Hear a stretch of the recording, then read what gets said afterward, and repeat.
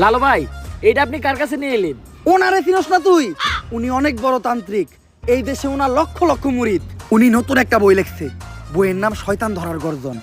যেই বই পইরা নতুন কইরা লাখ লাখ মানুষ তান্ত্রিক হইতাছে।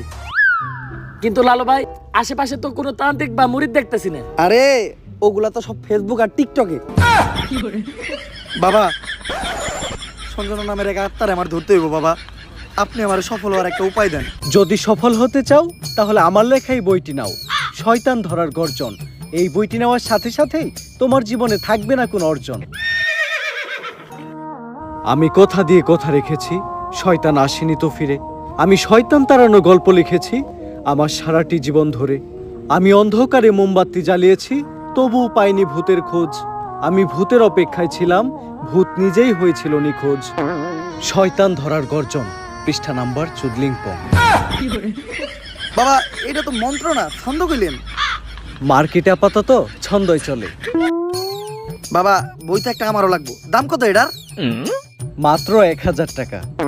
ইয়ে, 1000 টাকা দিয়ে আর কিনুম? 1000 টাকা হাতে নিয়ে ভূতের ডাক দিলে ভূত নিজেই চাল চলে আয় পড়বো।